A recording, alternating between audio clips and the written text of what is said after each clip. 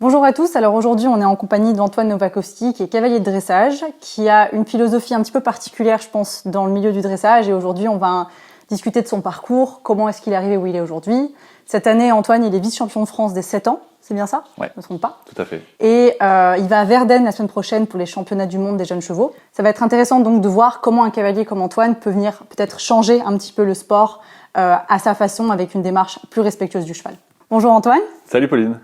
Merci beaucoup d'être avec nous aujourd'hui. Avec plaisir. On est hyper content de discuter avec toi. Ce qu'on va faire, c'est qu'on va commencer par te présenter. Ouais. L'idée, c'est de nous donner un petit peu ton parcours, d'où tu viens, comment est-ce que tu es devenu cavalier professionnel de dressage. Ouais. Et on parlera peut-être de ton goût pour la discipline du dressage plus tard. Mais j'aimerais vraiment savoir qu'est-ce qui t'a mis au cheval et qu'est-ce qui t'a lancé sur une carrière professionnelle. J'ai un parcours qui est pas forcément classique parce que j'ai commencé le cheval assez tard, pour en tout cas les cavaliers professionnels. J'ai commencé à 12 ans en tant que cavalier d'obstacles. Ok. Et j'étais dans le nord de la France à l'époque et donc j'étais vraiment 100% obstacle et je comprenais pas vraiment l'intérêt du dressage. D'ailleurs c'est drôle d'en arriver ici aujourd'hui. Et vers 16 ans j'ai eu la chance de monter un cheval de dressage avec lequel j'ai senti Piaf Passage. Et là, ça a été le coup de foudre pour moi, quoi. C'est révélation et je savais que je voulais absolument rentrer dans le dressage. Donc, j'ai abandonné l'obstacle et je me suis vraiment focus sur le dressage. À 16 ans, tu voulais déjà t'orienter professionnellement? C'était déjà clair dans ta tête ou? J'ai toujours eu l'envie parce que j'adorais les chevaux et je pense que je suis fan de chevaux depuis toujours. Donc, j'ai toujours eu cette petite idée de peut-être en faire ma vie. Mais à l'époque, quand on a 16 ans, je suis pas sûr qu'on sache exactement dire est-ce que je vais en vivre ou pas. Mais c'est une idée qui me trottait derrière la tête depuis toujours, je pense. Mais en tout cas, de par le fait que j'ai monté ce cheval de dressage à 16 ans et que j'ai senti le piaf et le passage, je savais que je voulais vraiment me spécialiser là-dedans et arrêter l'obstacle. C'était vraiment une révélation pour moi. Ah ouais, ça a été direct. Ouais. Ta famille n'était pas dans le cheval, hein, c'est ça? Pas du tout. Okay. Non, j'ai personne qui monte dans ma famille et donc ils m'ont soutenu. Ils m'ont tout de suite acheté donc à 12 ans aussi un cheval. Donc c'est pour ça aussi que j'ai progressé très rapidement parce que j'ai eu non seulement un cheval, mais j'ai eu aussi beaucoup de leçons et ça m'a permis de progresser très rapidement, je pense. Peut-être plus rapidement que quelqu'un qui a un parcours classique. Ouais, ok. Donc 12 ans, tu as déjà ton cheval. Ouais. 16 ans, tu as tes premières sensations de dressage et là, changement de cap. Ah ouais, non mais ça c'est la révélation pour moi. Je me rappellerai toujours de ce moment et de ce cheval d'ailleurs parce que ça a vraiment été une révélation pour moi et à partir de ce moment-là, je savais que je voulais faire ça. Donc j'avais toujours mon cheval d'obstacle avec lequel j'ai commencé à faire du dressage, j'ai commencé à prendre cours et puis je me suis progressivement orienté vers ce qu'on appelait à l'époque les amateurs 2, amateurs 1, et puis après vers les Young Riders. En parallèle, donc je suis parti du nord de la France et j'ai choisi d'aller en Belgique parce que je voulais faire des études supérieures, donc j'ai fait des études de commerce. Ah oui, donc tu as quand même fait un parcours, tu as fait ton parcours à la fac ou à l'école, je sais pas ce que tu as fait exactement, mais normalement. J'ai fait des études de commerce ici à Bruxelles, j'ai fait l'ICHEC. Ok, d'accord. Ouais, et donc du coup, j'ai choisi donc Bruxelles parce que je voulais mener à la fois de pair le fait de faire des études supérieures et le fait de pouvoir monter à cheval quotidiennement. Et ça, je pense qu'à Bruxelles, j'ai trouvé le bon plan parce que on peut facilement sortir de la ville, en tout cas plus facilement qu'à Paris. Parce qu'il y a ici à Bruxelles, il y a vraiment énormément d'écuries qui sont vraiment limitrophes à la capitale. Donc c'est vraiment quelque chose qui m'a permis de continuer à monter à cheval, de continuer à me former. J'ai choisi la Belgique aussi parce que c'est aussi un pays qui est proche de l'Allemagne et de la Hollande. Et c'est deux pays qui sont quand même hyper forts dans le dressage. Ouais. Et j'ai notamment passé 2 ans en Hollande où je me suis formé en dressage. Et en finissant mes études, d'ailleurs, j'ai mené ça de pair. Donc j'étais avec mes chevaux en Hollande. Ouais. J'ai continué à me former, j'ai travaillé là-bas. Et puis en même temps, j'ai terminé mes études, mes masters. Ça devait être des années très chargées alors. Ouais. Ah ouais. Enfin, la passion, quoi. Ouais. Aujourd'hui, je me dis que j'étais un peu malade parce que je passais des heures et des heures sur la route.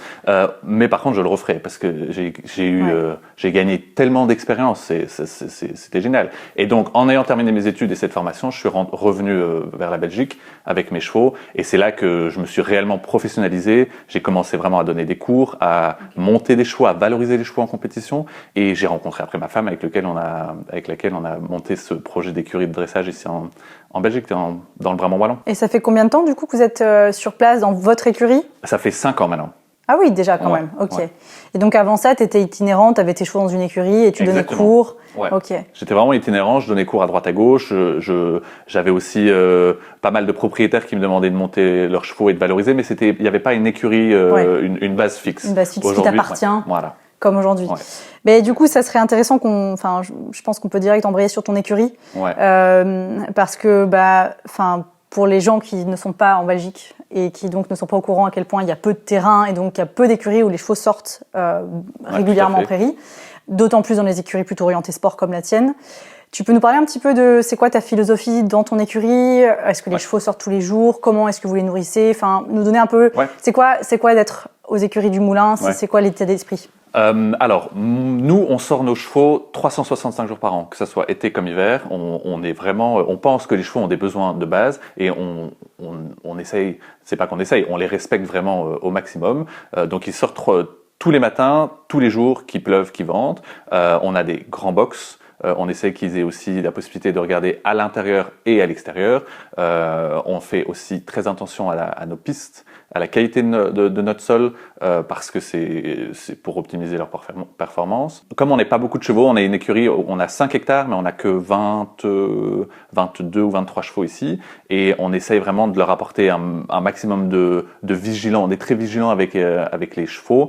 Petite anecdote, tous les soirs à 22h, on leur donne une carotte, ce qu'on appelle la tournée carotte, pour vérifier que tout le monde va bien, et on éteint les lumières et on leur souhaite une bonne nuit. Donc c'est vraiment, c'est assez rigolo comme histoire, mais c'est aussi pour montrer qu'on est très vigilant et qu'on apporte vraiment de l'attention à chaque cheval, que ce soit nos chevaux de propriétaire ou nos chevaux, les chevaux que je monte. Par contre, pour mes chevaux, et mes chevaux que j'ai au travail, ceux que je dois valoriser, on apporte vraiment une attention encore plus particulière, notamment en termes d'ostéopathie, de maréchalerie. Ouais.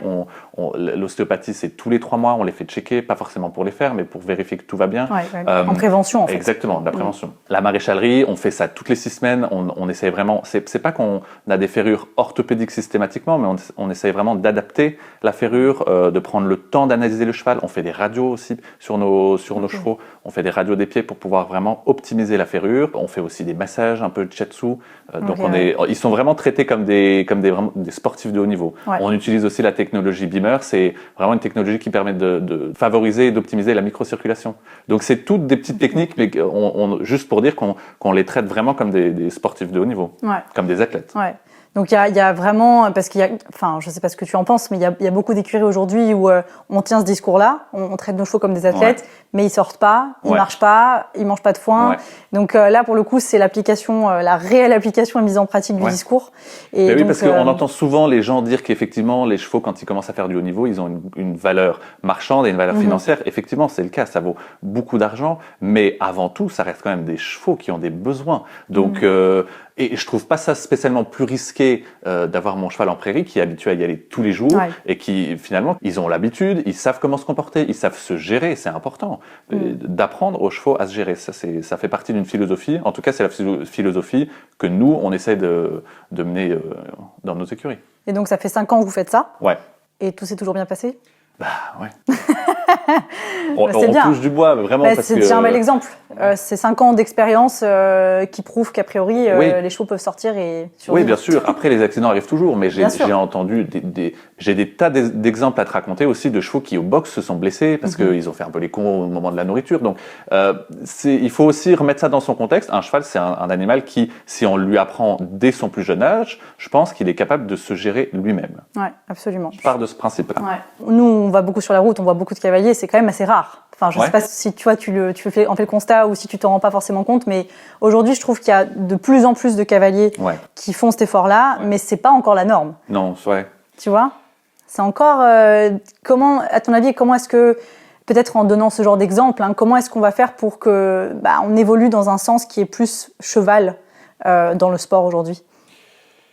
En fait, je pense que c'est justement utiliser cette nouvelle mode des réseaux sociaux et Instagram, Facebook, même TikTok à la rigueur, mais de ces réseaux sociaux qui montrent que des cavaliers de très haut niveau, et je pense aussi à Jessica Von Brideau, qui est très active sur les réseaux sociaux, à même Charlotte Dujardin, Karl Ester, qui nous prouvent que eux, ils ont atteint des sommets dans le dressage, et je pense qu'il y a plein de cavaliers d'obstacles, mais je suis pas assez calé dans le domaine, mais qui nous montrent qu'effectivement, un cheval peut sortir et peut être dans le top 10 mondial.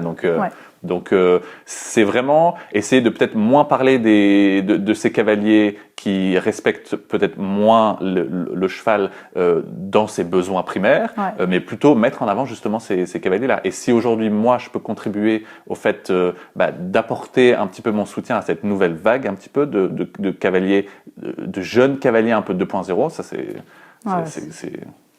que du bonheur pour moi. C'est vraiment donner l'exemple en fait, donner des modèles comme ça. Je pense aujourd'hui que quand on est athlète et quand on commence à avoir quelques performances, on se doit aussi de montrer l'exemple parce qu'on est médiatisé, parce que les gens commencent à s'intéresser à nous aussi sur les réseaux sociaux et on se doit de montrer un certain exemple. Tu te sens avec une certaine responsabilité vis-à-vis des gens qui te regardent et qui t'observent. Tout à fait.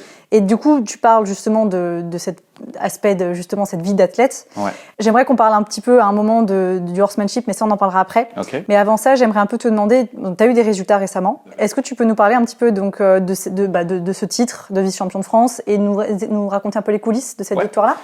Tout d'abord, ce titre-là, je l'ai obtenu avec beaucoup de travail. Donc, on travaille tous les jours, on travaille de manière raisonnée, on établit un plan. Avant ça, on établit des objectifs à moyen, long terme. Et le but du jeu, c'est de savoir, en fonction de ce que le cheval nous donne et de ce que nous, on est capable de donner aussi, nous en tant que cavalier et en tant qu'équipe, de savoir quel est le chemin qu'on va parcourir et comment atteindre ces objectifs. Donc ça, c'est énormément de travail. Et ensuite, dans les coulisses de ces championnats qui se sont déroulés au Mans, moi, c'est la première fois que je montrais la jument en France et elle a reçu un super bon accueil. Les gens, mais je pense que c'est une jument qui est aussi très charismatique. Tu peux nous en parler un petit peu, juste nous dire son nom Donc c'est Quarter Girl, c'est une jument qui a 7 ans. Que j'ai eu quand elle avait 4 ans et demi, elle était très verte et on a progressé ensemble et je pense qu'on a tout de suite vraiment cliqué.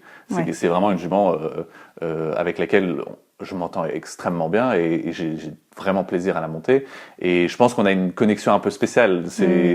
Je monte énormément de chevaux et je sais qu'avec elle j'ai parfois une relation un peu particulière, donc ça c'est aussi très gai. Mais avec cette jument-là, donc du coup, j'ai tout de suite compris que je pense qu'elle avait quelque chose en plus de certains autres chevaux, et elle me le donne, elle me le rend au quotidien. On joue souvent ensemble, on s'amuse ensemble. C'est vraiment ce terme-là. C'est quelque chose que j'essaie de cultiver aussi avec mes autres chevaux.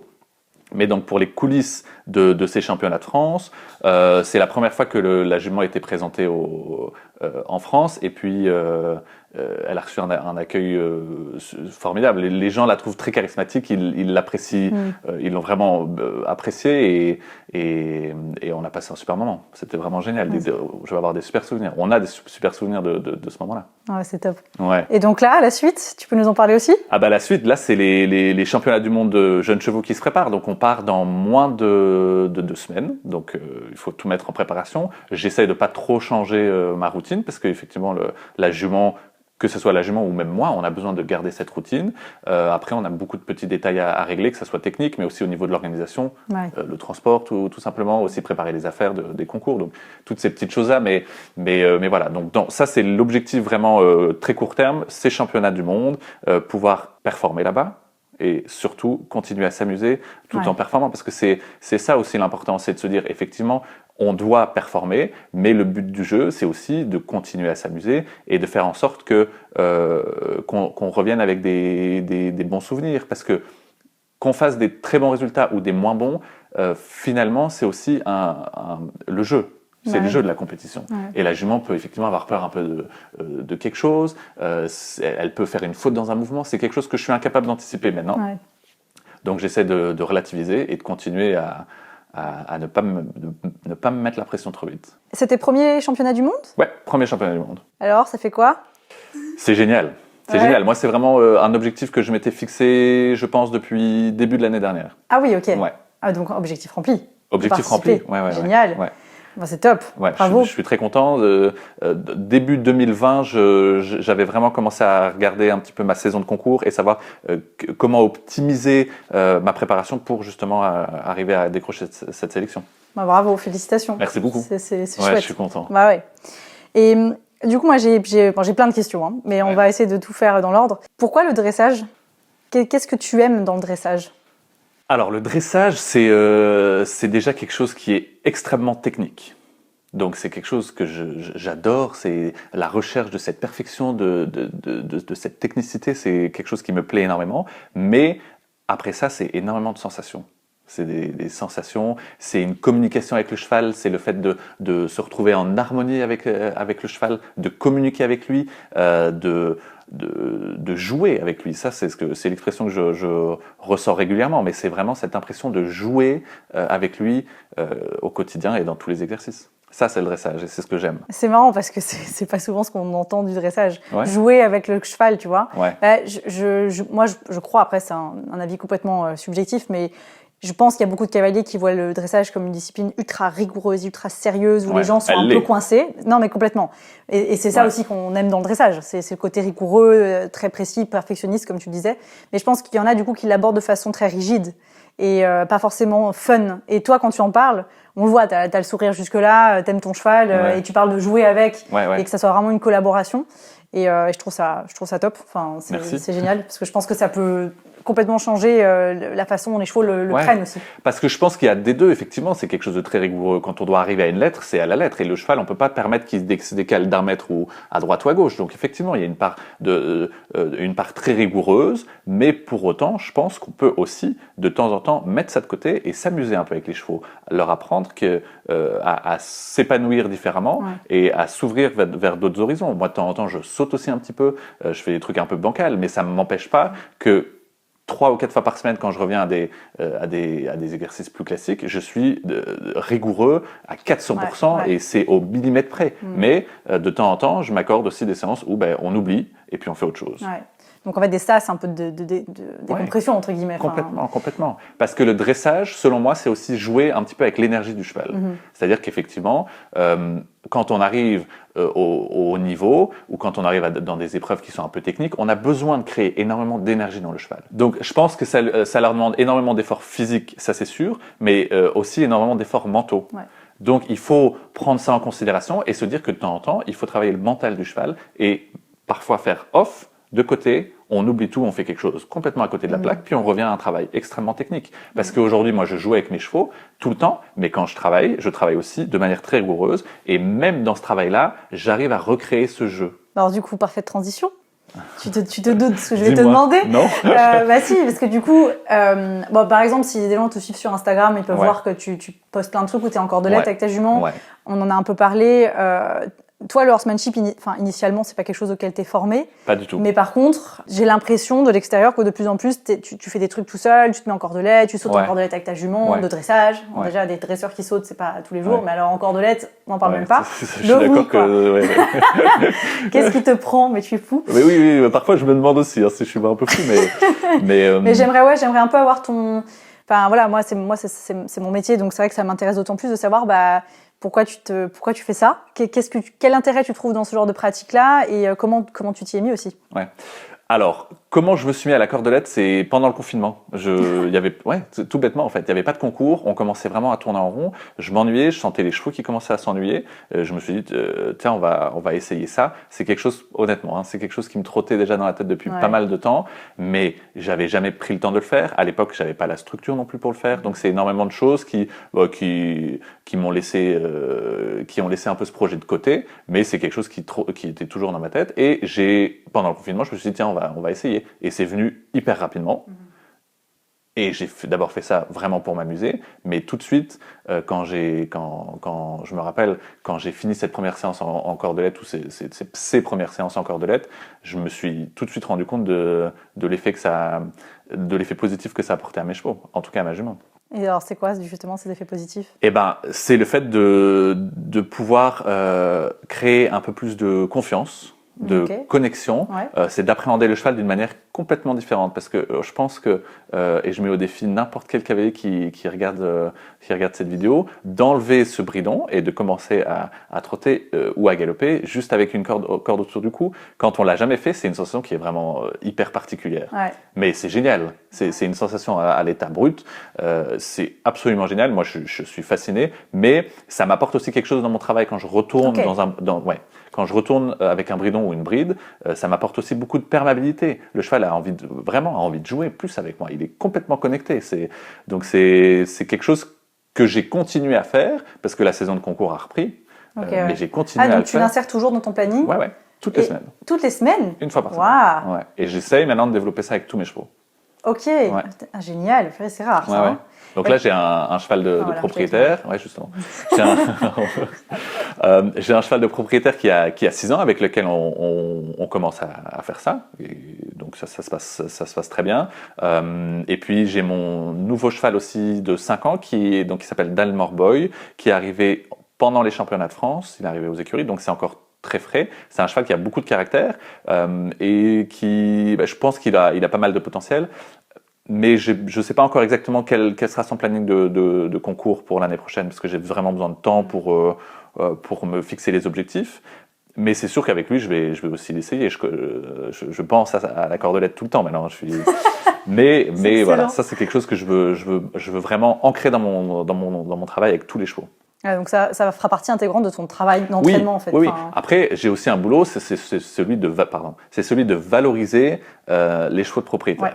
Donc, à partir d'un moment aussi, je travaille en relation avec les propriétaires. Si eux sont ouverts à ça, je le fais. Si eux ne sont pas ouverts à ça, moi, je fais avant tout un cavalier de dressage professionnel. Bien sûr. Mon but, c'est vraiment de performer en concours. Ouais. Mais avec mes chevaux, moi, je trouve qu'il y a un énorme intérêt et un gain dans la pratique de la cordelette. Donc, je vais continuer à le faire, ça c'est clair. Et je m'éclate.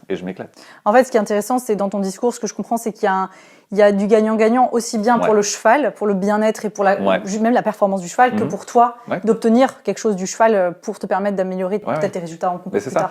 Et ça, je m'en suis vraiment rendu compte assez rapidement. Je pense qu'il faut aussi ne pas sous-estimer l'impact que ça a sur les cavaliers de dressage, le fait de répéter toujours la même chose, d'être extrêmement rigoureux et de garder cette rigueur dans des mouvements qu'on répète tous les jours. Si nous-mêmes aussi en tant que cavaliers, on ne s'octroie pas quelques pauses, alors ça nous monte vite au cerveau. Et parfois on se dit tiens allez cet appui est là, on a perdu un demi-mètre ou un demi-centimètre, mais c'est pas grave parce que j'ai répété ça hier, je répéterai ça demain. Donc on perd aussi peut-être un peu de rigueur de par le fait qu'on répète trop. Je pense que ça nous donne aussi une pause, mais ça nous donne aussi l'envie de communiquer avec notre cheval de manière différente. Et ça aide. Vraiment, moi ça m'aide énormément sur le travail technique quand j'ai une bride ou quand j'ai un bridon en bouche. Du coup, là aujourd'hui, c'est quoi tes grands rêves de cavalier? Enfin, si on parle vraiment à Antoine le passionné, en dehors de toutes les considérations de professionnel et tous les trucs un peu pragmatiques qu'on est obligé d'intégrer dans notre vie d'entraîneur, mais si on regarde vraiment Antoine, le mec qui était à 16 ans sur son cheval, qui faisait du piaf-passage et qui est en train de rêver, c'est quoi aujourd'hui tes grands rêves équestres? Moi, mon grand rêve équestre, c'est de me dire que j'ai accompli des grandes choses sportives, mais en ayant mes chevaux qui ont 35 ans, qui sont au fond de mon jardin, en train de brouter et qui sont en parfaite santé physique et dans leur tête. Pour moi, ça serait mon plus grand rêve. C'est un très beau rêve. Ouais. C'est vraiment ça, c'est mon objectif. Et est-ce qu'il y a du coup des échéances particulières dont tu rêves? Non.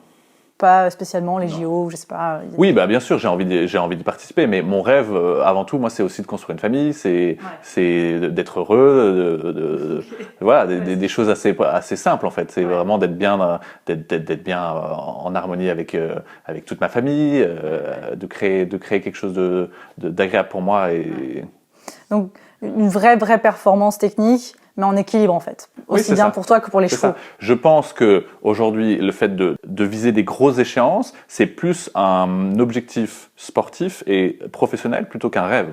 Ok, d'accord. C'est vraiment plus un objectif. Ça. Que j'y arrive, c'est très bien, et c'est vraiment ce vers quoi je tends et je travaille pour y arriver, mais c'est pas un rêve. Je vais pas tout sacrifier pour y arriver. Moi, mes priorités sont très bien établies. C'est chouette. J'ai une question par rapport un peu à la construction de ta carrière de cavalier pro. Aujourd'hui, je pense c'est un sport qui demande beaucoup de moyens pour se lancer et avancer, avoir des bons chevaux et puis circuler, aller d'une compétition à une autre, participer, etc.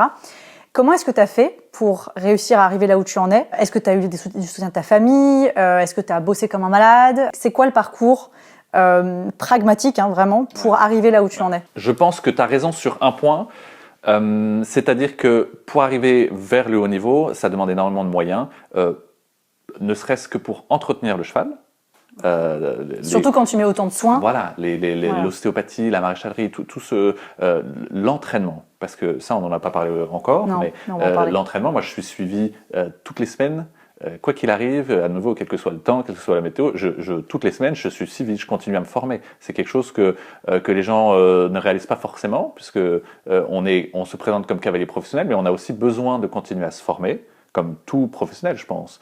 Et on a besoin d'avoir ce regard extérieur, parce que quand on est à cheval, on a une vision, on a des sensations, et on a besoin aussi d'avoir quelqu'un à pied qui nous communique ce que lui voit par rapport à nos sensations. Donc même si on est le numéro 1 mondial, je pense qu'on a besoin de ce regard à pied. On n'a pas le choix. Ça, c'est notre sport qui nous le demande. Donc je continue à me former, et ça, c'est un gros budget aussi. Carrément. Parce que quand on se forme avec un cheval, c'est bien, mais quand on en a 3, 4, 5, alors à ce moment-là, c'est vrai que c'est un budget tout de suite monstrueux.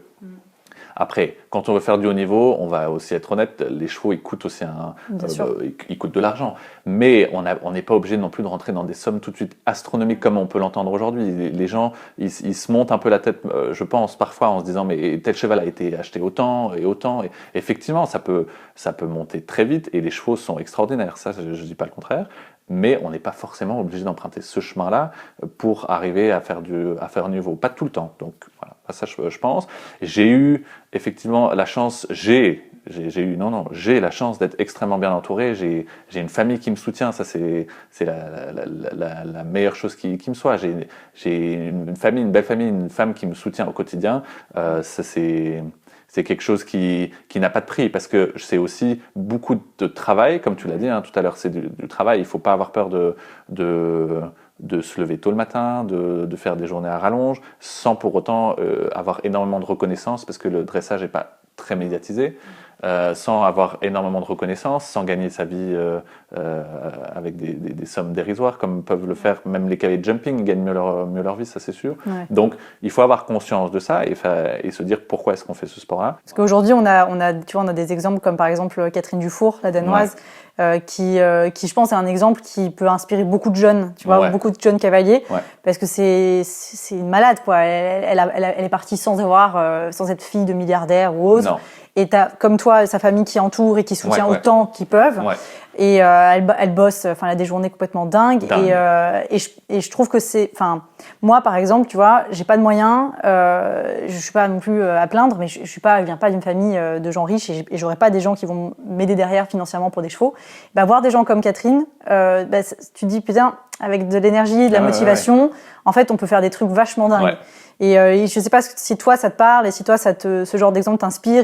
Ça me parle parce que je suis super fan de Catherine Dufour. Je la suis sur Insta, je la suis sur Facebook, donc c'est un exemple aussi pour moi. Ouais. Je pense qu'elle est même plus jeune que moi, où on a quasiment le même âge.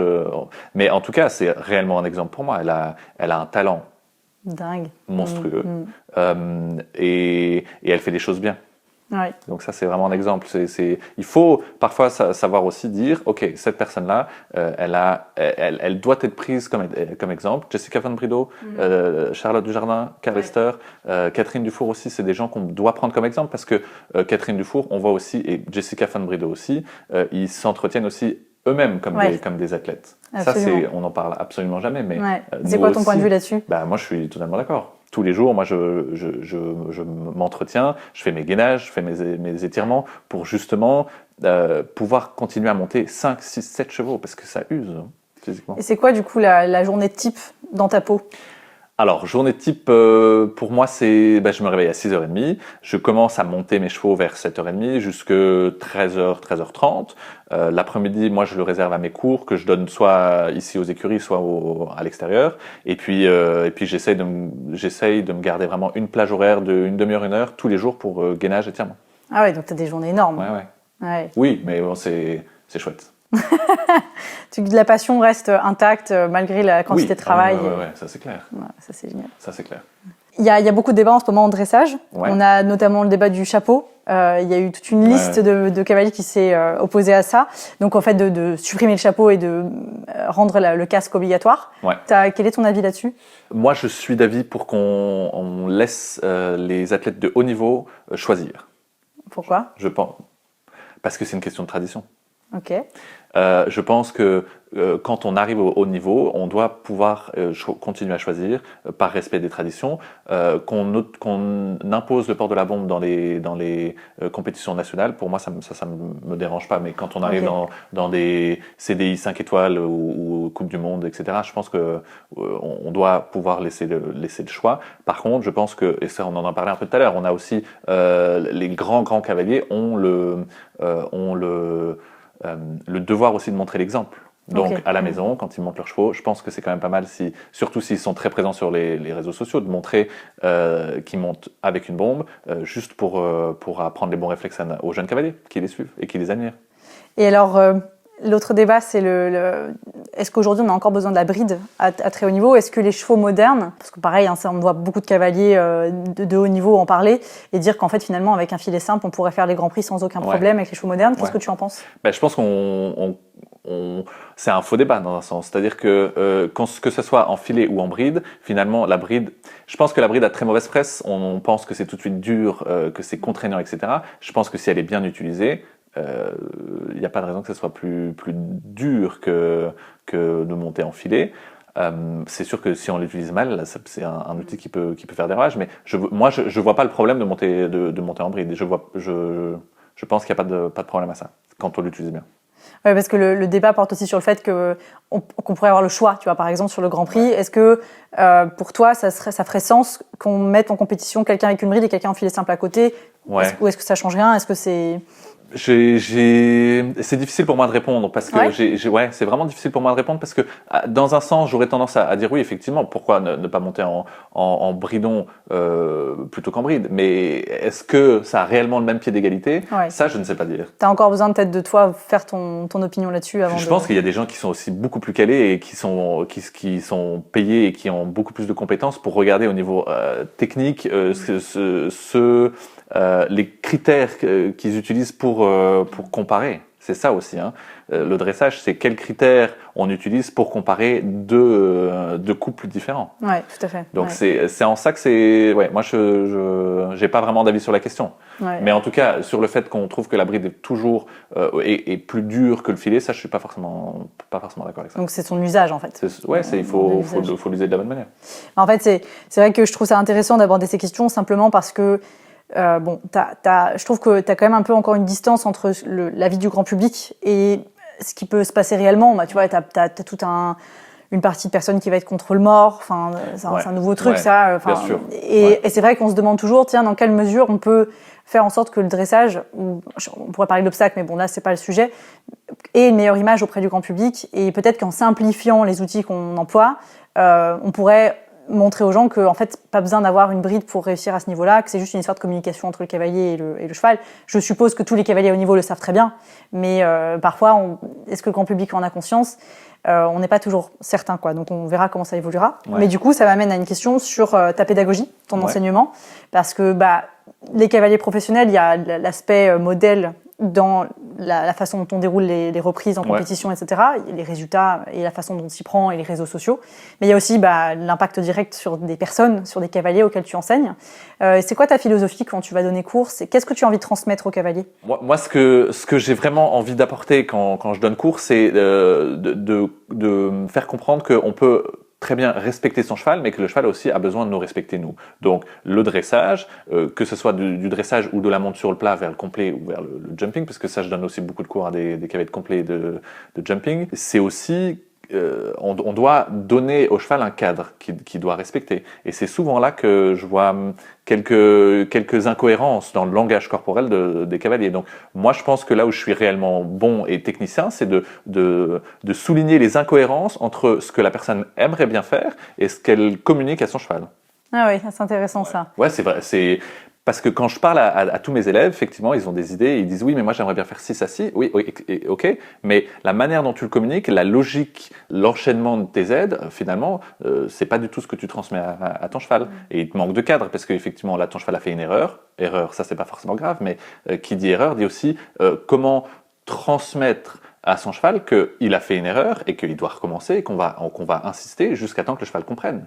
Ouais. C'est aussi ça qui est délicat parce que quand le cheval fait une erreur et qu'on fait une pause en se disant mon Dieu, attends, je dois réfléchir pendant 5 minutes pour voir quoi faire, et ben le cheval, alors à ce moment-là, il assimile aussi parfois le fait que l'erreur, c'est aussi quelque chose qui est confortable pour lui. Ouais. Donc je joue aussi pas mal avec cette notion de confort-inconfort. Quand ton cheval, il est en harmonie avec toi, je pense que tu dois avoir un langage corporel qui est très confortable pour lui. En revanche, quand ton cheval fait des erreurs, c'est pas grave, mais tu dois lui imposer une certaine forme d'inconfort pour justement recommencer jusqu'à temps que tu le remettes dans une situation confortable et faire une pause, par exemple. Donc c'est tout un cadre, après c'est très technique, hein, je vais pas rentrer dans les détails maintenant, mais c'est tout un cadre que tu peux apporter et c'est ça, je pense, c'est là-dedans que je suis bon, je pense. Et est-ce qu'il y a des choses, toi qui es sur le terrain avec des cavaliers, tu as des cavaliers de tout niveau ? Ouais, j'ai des cavaliers de tout niveau. Après, je prends généralement à partir du niveau 1, du niveau 2 en dressage, par exemple. Mais ouais. Donc, tu as quand même t'as un panel un peu varié. Oui, j'ai un panel varié. Qu'est-ce qui, pour toi, aujourd'hui, qu'est-ce qui est le plus difficile, du coup, pour les cavaliers pourquoi est-ce qu'ils ont peut-être un peu du mal à mettre un cadre, à ton avis ? Parce qu'on leur explique pas clairement. Ah oui. Ouais. Pour toi, c'est pas clair, en fait. Ah ouais.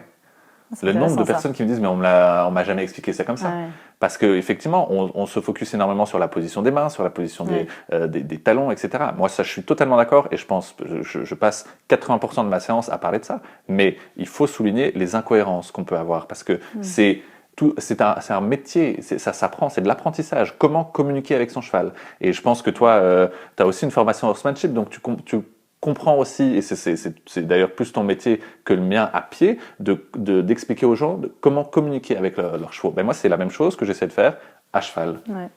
Bah oui, de toute façon, dans tous les cas, on en revient toujours à la communication avec le cheval. Communication avec le cheval, exactement. Plus la communication est affinée, et propre et correcte, plus le cheval peut comprendre et donc plus elle doit rester cohérente. C'est surtout ce mot-là que je souligne. Ça doit rester cohérent.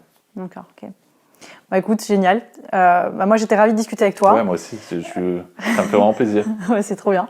Je trouve que je suis contente qu'on ait pu parler de tous ces sujets-là aujourd'hui. Nous, chez Blooming, je pense que tu t'en doutes, on essaye de mettre en valeur des cavaliers comme toi, qui ont une démarche résolument bien-être du cheval. Mais on va pas sacrifier la technicité et la qualité de l'équitation pour autant.